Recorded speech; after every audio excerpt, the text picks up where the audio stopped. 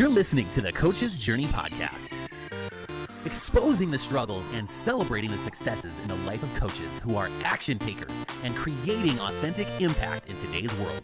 Whether you're just starting out, expanding your reach, or exploding your impact, you're in the right place right now. Stay tuned and be sure to subscribe to this podcast. Now, here are your hosts of the Coach's Journey podcast. What's up, Coaches Nation? This is Dr. Sheri Fluellen with you for another amazing episode of our Coach's Journey podcast, here with two co-hosts today. So I don't know what I did to deserve this, but it's going to be amazing. We have Faisal Ensaun with, as well as Daniel Fernandez. So I'm super excited about the conversation that we're going to get into today. It is all about the sales process and what has actually worked for us. Sometimes we give a lot of stuff away free. We've got our free coaching strategy sessions. We've got all these things we're trying to give to people. But how do we actually move them down the pipeline to where they actually are excited and pay for the skill set and value that we have to offer? So if that is ever a question that you have, you will not want to miss today's episode, because you are going to get some value bombs and be able to get some very actionable items that you can use today in your coaching conversion. But first, we just want to let you know about this really awesome masterclass we have coming up. So Faisal, can you share a little bit about that? Yes, and I know that you feel very blessed to have us both here. So I do too. So on the 18th, we have our Sales Masterclass where we're going to cover what kind of journey do you need to take your clients through? Because a lot of times coaches think that they just got connected to somebody in a networking session or online or something. They just have a conversation with them and make their offer for coaching. Do you want to work with me? And that's it. That is not how it works. At least it does not work like that, especially with high ticket prices. Our clients go through a journey. And even aside from that, there is a whole sales cycle that we go through. And so the other side of it is that you might get, and more often than not, you're going to get no from clients, or at least not yet. What happens to those clients afterwards? And also there's the process of all your clients who are people who you've added value. How can you nurture them more, whether those are your current clients or your past clients? How can you make sure you're getting the most amount of referrals from them? You're getting connected to their network. So there's a lot in there. When we don't do this stuff, what we're doing is we're usually sitting there is like, where can I find my next lead? Where can I find my next person? Because I'm not getting clients from there. But it might not be that you need the next 10 people. It might be that you need to leverage the people around you properly, and you take them through a proper journey to support them so they can sign up for your coaching process. And that's what we're discussing. And that's what we're discussing today a little bit on our podcast as well. But we're going to actually take you through the process, and we're going to have a discussion around it. Our masterclasses are usually very interactive. So you're going to get a lot of feedback from coaches who have tried this. So you're going to get a lot out of that you can actually utilize and use it. So I'm excited to have you there. It'll be on the 18th at 1 p.m. Eastern. Daniel, Sheri, did you guys want to add something to that? That's September 18th, 2023. If it's past that time, which is a good possibility, we always record them and have the replay available. So if you're watching this on YouTube or somewhere that there's comments, just do #masterclass and we will get you the link to be able to watch that so you didn't miss anything. I would also add that I'm excited to, we're hosting it, but I'm excited to go to these because I learn something new all the time from my own colleagues and coaches in the community, and from Faisal and Sheri, whoever's there. We're learning together. And that's part of the awesome culture of CMC. It's like it's a learning environment, but it's not just learning on its own. We're out there doing stuff and bringing it back and sharing data. So I really love that aspect of our masterclasses. Yeah, absolutely. All right, from free to fee, how are we taking our potential clients and moving them through the process to becoming a paid client? And maybe the bigger question is not are you moving them through the process, but do you actually have a process? It's probably where we need to start. And so maybe we can talk a little bit about what that process could look like and kind of lay the groundwork there first. Yeah, we can do that. And that's the part, that's the model that we generally use in CMC. That's the model that we teach as well. It's fairly straightforward. And two prominent people that promoted that was Steve Chandler and Rich Lippin. And we've used that model to get our clients, and then we realized that it's actually very straightforward. Now, on top of that, we've added some marketing stuff and other things that you can do and make the process a little bit better. But the model is fairly straightforward. The model is basically this: connect with people, figure out where they're struggling, where they need help with, support with, offer them a coaching session around the challenges that they might have. And this is a discovery call, or coaching call, or sales call. Serve them in that session. And at the end of it, you're simply asking, do you need more support like this? And if they say yes, you're making your offer. It's very straightforward. There are a few steps to it. But the bottom line is you're connecting with people and serving them, and that's your goal. And this simplifies the whole marketing process, but because all you need to do is, if you can get on a call with enough people and you can just offer and take them through that journey, make your coaching offer, you've served them, then you should have clients. Now you can do this at a one-on-one level or group level, or a mix of two. I do both of them. So that is the process. Now we'll go into the details of it, but it's pretty straightforward. Get on a call, or you meet somebody, you figure out what their challenges are, what they're going through, or what their dreams are, whatever they're working through. And you offer them specifically, do you need more support in that? Invite them to a call afterwards, serve them, and at the end, ask them, do you need more support like that? And then you can make your offer. That is the straightforward process. I love that, Faisal. There's a couple of pieces of this that I think I want to mention. Like one, like it's amazing that you're the process person right now, so we've kind of switched roles. But like the thing I wanted to say, like this whole process needs to be infused with one thing, which is curiosity. And like sometimes we get stuck in our process, like I need to sign a client, I need to make money, and we forget about being curious about the people in front of us. Like the way you find out if somebody could be a client is curiosity. The way you find out if somebody can be helped is curiosity. The way you help somebody is curiosity. And so if you're forgetting that part of the process, it's a really critical piece. And I love the process Faisal just said. That's the process I pretty much use. I get a referral, and then I do a quick, check in with that person. Should we set up a call? Yes, we should. Okay, let's set up a call. And then we set up the call. And then sometimes it's one call, sometimes it's a couple calls. It depends. And then at some point I'll be making the offer. And sometimes they don't say yes right away. Sometimes it takes a while, but staying in touch with them and supporting them through the questions that they have. And basically one of the things that I said to add to Faisal is, it's like, do you want to do more of this? I said, yeah. And sometimes there's questions like, what's it going to be like? I'm like, it'll be exactly like the thing we just did. Right. So, like you can't necessarily know exactly where the coaching will go every time, but you have a pretty good idea from experience. And if you don't have a lot of experience, you don't have to know. So like, this is a very customized journey for people. So like it's their coaching sessions and it's their program, and it goes where it needs to go. And like, you can trust that it will go because curiosity. So. Yeah, I love that. So so as you guys are talking, what came to mind is one of the beliefs that I had around this process that I've realized I didn't know was an inaccurate belief until I started to do the process, and until I started to get feedback and started to hear about how other coaches were doing it. And that belief was that, oh, well, if I meet with somebody for one time, they're going to know enough to be able to say yes. And if they say yes, great. If they say no, well, I guess they didn't want the coaching and I'll move on. And the belief is inaccurate, because often what my experience has been, and maybe it's still because I'm getting better at my strategy session, and still refining my ability to pinpoint the most impactful issue that they're dealing with. But it might take more than one session. And that doesn't mean that I'm a failure as a coach because I couldn't close them in a single session. Maybe they just need more support, or there's some circumstances in their life that are getting in their way of being able to commit. And they just need to know that you're there and you're still on their side and you're still supporting them for some time. And then in the future, when the time is right, if you're still connected with them and still, intent on serving them, then maybe that time is in the future. So that belief that this is one done, has really not served me. I don't know if you guys have noticed that, or what kind of beliefs you had when you were starting this, or that you realized you had to get rid of because they didn't really fit the reality of the sales process.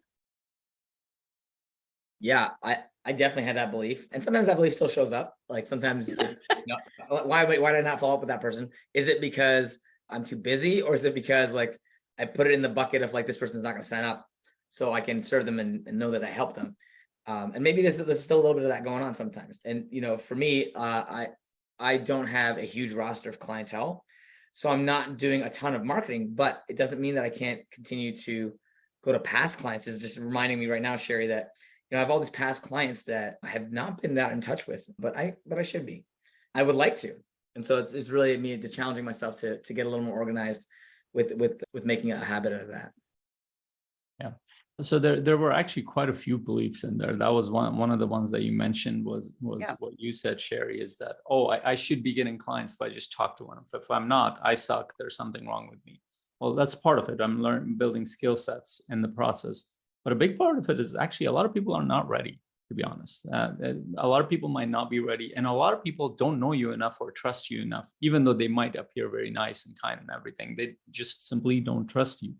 I'm doing a lot of cold calls these days through a LinkedIn automation system. And it's just like, I haven't done a lot of that in the past. So it's very interesting to watch what happens. You're getting on a call with somebody you just talked to, and there is no other nurture other than the automation is sending it to them.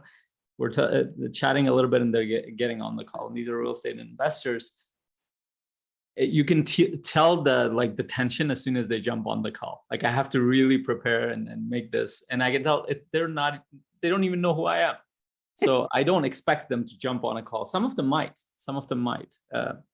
but I don't expect them to be like, let's go, let's do this. Let's go they won't even be open to get on a free call with me because they don't know who I am. I just appeared out of nowhere in their network. I'm just building a relationship with them. So a lot of what we do in the beginning stages of connecting is actually building a relationship. This is with people you have not connected with before. So keep that in mind. It takes a little bit of time to develop that trust. But I'm not going to ask about that specific thing. I just want to, for our people watching, like, what are you doing? And I'm curious for what are you doing with them? So cold outreach on LinkedIn, you like, are you setting up like a 15-minute call with them? Like, what does that first actual interaction look like?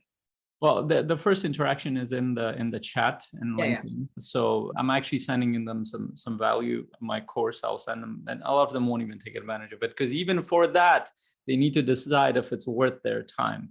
And I let them know, hey, I'm happy to connect you with anybody in my network. And then I offer to, I ask a bunch of questions around, hey, how long have you been in the real estate space? What are you working on? What do you specialize in? Just curious, like you said, curiosity. And at some point, as the conversation moves forward, they know it too, because they're networkers. So he's like, why don't we just get on a call? Either they will say it or I will say it. And then we'll get on a 30-minute call and we're just sharing a little bit about each other. And within there, I will actually tell them about the purpose of the call. I'm like, really, the purpose is for me to see where I could support you and where we can collaborate together as well. And here's what I do. And then we go on about that. And for some people, it's very clear. For other people, it's not, but we refine, we learn as we go. And it's been very interesting for me.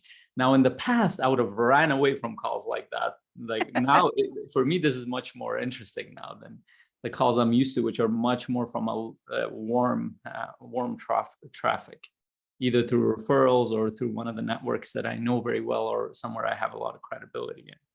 Can I observe a couple of things about what you just described? One is the curiosity, but also the patience, because you're not driving to a client, you're driving to a relationship, and you're building yourself a database of relationships, and you're becoming a super connector. And what that does for the people you're talking to, it makes you seem like a person who can connect them with people that they need. So you're not necessarily driving to client, you're driving to serve them because you want to make your network more valuable because you're in it, right? And so that's a big piece of what you're actually doing here. That's subtle. And I think for coaches, it's really hard to think about those long-term things when you're so focused on getting somebody as a client. And I think people can sense that really far away, that you're just trying to client them, so. Trying to client them. That's another word for that is, I won't even say it. Wow, Faisal does have a filter. Sometimes I do. I don't want to go too deep into this because there's a lot more in here. So and I love what Daniel said around this, that this has to be relationship focused. And there are multiple purposes behind that. One is it's not just to get that person as a client, it's to connect with their network, to see if there are other people in there that you can serve, to see where they're struggling with, that you might even connect them with somebody else. It might not even be with, not everybody you're going to connect with, you're going to be able to serve. That was a very egotistic perspective I used to have, is that, oh, I can coach everybody. I can't. Like that's like I've You can try. painfully realized I cannot. It's like the evidence was in my face. I'm like, oh shit, I'm not capable of coaching this person at all.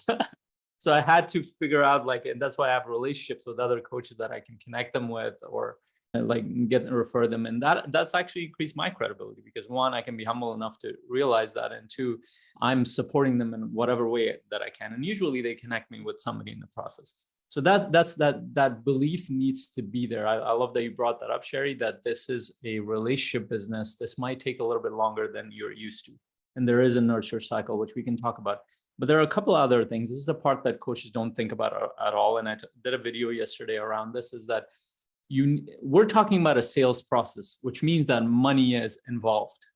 So regardless of whether you're thinking of it from a relationship standpoint or not, the probability of you getting clients is heavily dependent on your goal around this. And your goal needs to be connected to a bigger vision, but we'll leave the vision part out. You need to do a little bit of math. I know some people don't want to do math. Some people hate math. Some people really like math, but they don't do this math. And often when I get on a call with coaches, I ask them, like, okay, what do you want to create? Like, what are you trying to do? When they talk about their lifestyle, that lifestyle is only achievable through the resources that you have, like the money that you're going to create. And that's usually connected to the coaching business they want to create. One, recognizing what that is. Second, figuring out the goal around that. So for example, if you want to make 100K or 50K or whatever that is, that fits with that lifestyle and the growth you're creating, that needs to become a goal, which means that your offer needs to add up to that by the end of the year. If that's not there, you're not going to know how many people you need to serve in the process. So for example, right now, my goal, like I have a tracking sheet around my clients that are there, and my lead tracking sheet, the goal is right on. I didn't used to have it there. I put it right on top, so it's a reminder every time I look at it. I literally have the numbers adding up to $1 million. This many clients I need for my biweekly, this many for monthly, this many in my group coaching program, for it to literally add up to that. That number tells me how many people I need to connect with, and a shitload of people I need to connect with. So if I don't have that number, this is what coaches do. They don't have that number. It's like, I just need to get clients. That doesn't mean anything. I think it also can force us into that scarcity mentality, because if I think, oh, I need 5 clients in the next 2 months, then, or maybe even then in the next month, then every person I talk to, my voice is dripping with desperation, because I think I need this person to convert, because I'm like, I need, so then we get all like crazy, but if we recognize that, oh, well, maybe we don't know what our conversion rate is in conversations to clients. If you're not really sure what that is, ballpark it and conservatively. So maybe it takes you 20 people, 20, or let's say 20, if we're really bad at strategy sessions, maybe it takes you 20 strategy sessions to convert 1 client. Well, geez, that means you need 100 strategy sessions. You better get work on the strategy sessions. I think my first client took me that long, sure. So if you focus on, there's lead measures and lag measures. So lead measure is what happens before the goal. And so if the number of strategy sessions is what you want to focus on, which might be appropriate, then focus on getting 100. Don't focus on the 5, focus on the 100. The 100 is based on the 5, but then there's a little I think there's less of that desperation that enters in. Can I also add something to this? Because one of the challenges that coaches will run into is if they're trying to get high numbers of calls, and there's not a lot, like, you can make it more efficient for yourself by actually having some kind of positioning or having some kind of like focus. Like if you're just talking to everybody and anybody, you're not going to learn the nuances of a particular group or market or industry or niche. But if you are focusing specifically on, let's say, mompreneurs, or if you're focusing specifically on corporate people or whatever the focus is. It'll allow you to focus kind of like Faisal, for example, is reaching out to real estate investors. That's his kind of core. And like, there's probably 20 different groups you could focus on, but sometimes it'll help if you have a particular group in mind that you're focusing on. So you get to know that team specifically. And when your strategy sessions, you'll be more able to speak about the challenges that they face. It's not required. You can be a general coach and it can still work, but it may help you to have some kind of focus too, because then you warm people up before the strategy session because they know that you're related to the thing that they're all about.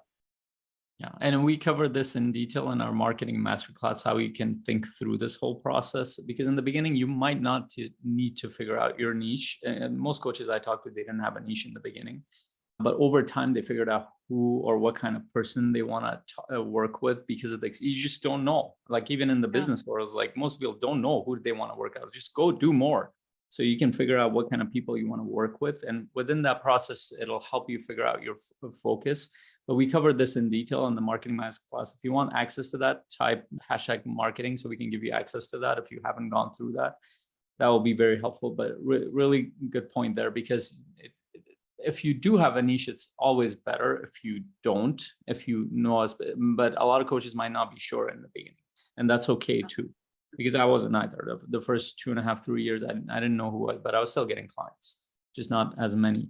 So the goals piece, and there are a couple of things that Sheri pointed out too, that becomes clarified. Once you know what your goal is in front of you, it's interesting. It actually gets you out of scarcity mode, because now you're thinking, you have to do a couple of things. One, you need to work on, okay, so if I need 10 clients, I might have to talk, if I'm conservative, I might talk to a couple of hundred people to get a few 20 or 30 people on 30 or 40 people on a strategy call. And after that, maybe I'll convert about 10 people in there.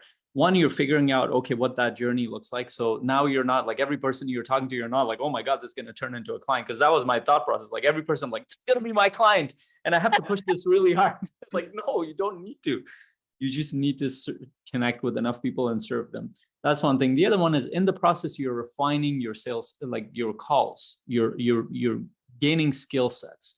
You're refining how you make your offer. So one of the people in the chat in our Facebook group asked, at what point do I share the offer, like the talk about money? Well, you do that all the way at the end. But even with that, there are a lot of us are uncomfortable asking for money. We don't know how to ask. There are a bunch of stuff that needs to happen there that takes a lot of practice to figure out. And I'm still figuring that out at this level. But there's always this tweaking happens. And when you go through the process, that process itself will teach you how to get better clients. And also in this whole process, what we don't even account for is referrals, because every person you talk to, if you've served them well, you're connecting to their network. So in the process, you're expanding your network as well. And like, these are things that are not in our view when we're starting out, because we're just thinking about, like Daniel said, the next client. We're not thinking about the bigger picture of how many things are happening while we're building skill sets, we're connecting with people's network, we're serving people, we're building long-term relationships with these people. And the effect of it, you will see it a few months down the road, but it's happening, all of that at once. And most coaches won't do this. It's hard to stay focused and disciplined, because one, most coaches don't have support. And so that's one of the reasons Coaching Master community exists, because it was so hard. We needed some support, and it's turned into this amazing like ecosystem of support now. But I would say this to anybody listening to this podcast right now: if you do 100 sales calls and you haven't closed a client, like, we will personally bring you on the podcast. The first person that says that to us, like, I've done 100 sales calls, I haven't closed a single client, we'll bring you on and we'll troubleshoot it with you, because like it's a guarantee. It's almost guaranteed. Like if you do 100, you're gonna learn stuff, and because A, you're maybe not thinking about it right, or B, you're probably also not leveraging the networks of those people. Those 100 people have 100 networks. You've actually been exposed to 100 networks of people who would benefit from this. If you're getting better at your strategy sessions over 100 sessions, you can start asking the question, hey, who do you know that would really benefit from what we just did today? Yeah. And that simple question can open up 100 networks to you in your first 100 sales calls. If you're not willing to put in the reps, you may not yet be committed enough to coaching. So you got to think about, like, how can I be, if I'm going to be committed to this coaching thing, how can I keep on putting in the reps and building the muscles, right? It might be that my last 100 strategy sessions were with Portuguese people and I don't know Portuguese. So maybe that was why, like, What it you just should have wasn't- learned in the first session. It wasn't like, landing with don't them. book calls with people who don't speak my language. Like after every session, just think about like, what did I learn? Right. And even if you didn't do that, you would still learn like automatically. Yeah, and this it's one of those things. Like every person in business, they know this is a very it's self-evident, because if you've done this enough, you're like there's no way. It's like Alex Hormozi says, is like work on your business so much that it becomes unreasonable for you not to make money. Like it becomes like, it's not even about the probability at that point. It's like, it just becomes unreasonable for you to not. And if you do 100 calls, and I'll tell you, like, part of it is we'll get you on the podcast. I'll work with you and troubleshoot you, troubleshoot, not you, your process. You can troubleshoot yourself. Oh, that's your process. a good offer. Yeah, that's even better. Like there has to be something horribly wrong with what you're doing for you not to get clients if you're doing 100 calls. Now, mind you, that we're saying this, but it's not easy. This is where the challenge happens, because every day in our WhatsApp group, within the community, in our 90-day challenge calls, this is the struggle that coaches go through, because it's incredibly uncomfortable to reach out to people you don't know, or even the people that, even more difficult to reach out to people you know. Hey, I'm doing this thing. They don't even know what you're doing. So you're walking them through it. A lot of what you're doing is building relationships in the beginning, and they accumulate. The compound effects come in after a few months, and then you start to get people. And in the process, you're learning what your offer is worth. Where are your gaps in coaching? What you need to learn more of. If you're not getting that data and feedback, and you're just behind your computer and you're building your next website, or you're writing your email that you've been writing for the past 2 weeks, or you're building your business plan that you've been building for the past 3 years. I know I'm being a little, because I've heard these things, like literally coaches like, I'm building my business plan. I'm like, I talked to you 3 years ago. You were still building your business plan. Well, I'm joining this next program. Like, what happened to the last 6 programs that you joined? Like, I just went through this $20,000 program. It's like, it was amazing. I learned this. I'm learning, like, how many clients do you have? What did you do? Nothing. And this is what we hope for as coaches. Where's the next program that will teach me like in my mind, so we can stay in the world of information.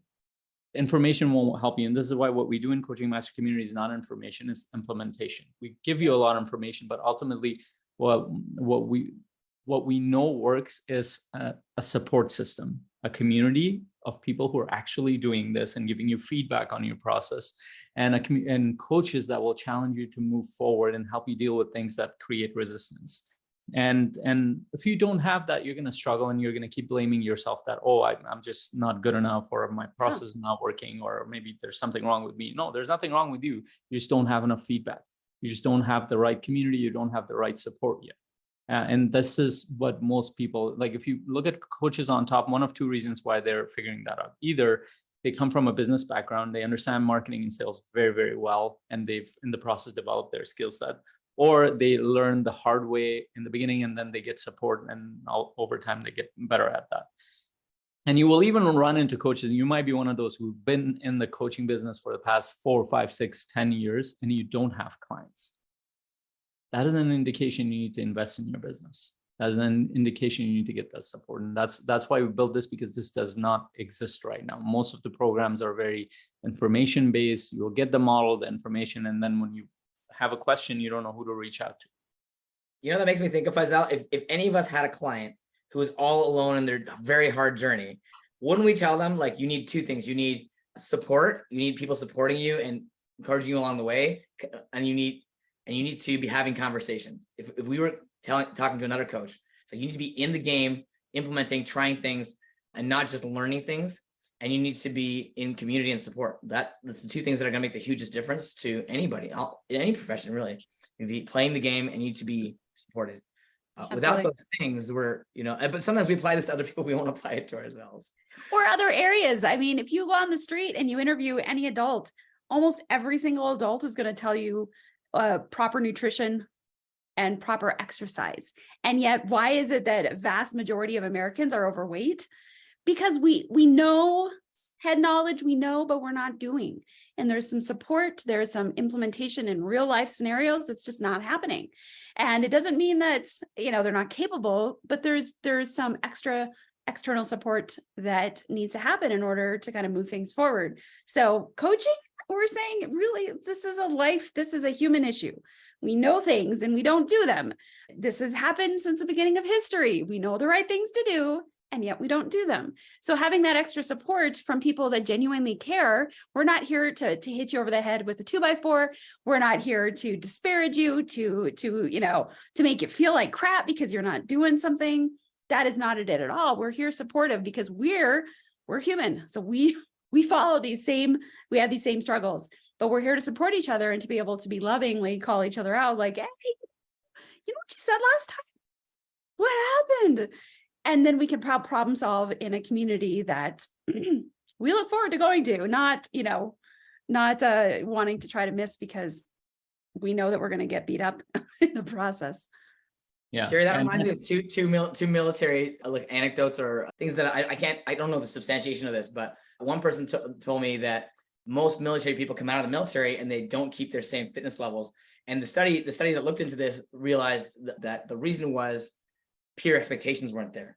And so when you get out of peer expectation, you don't have that social positive pressure to keep you at a level standard or even be supported in the journey that you're on.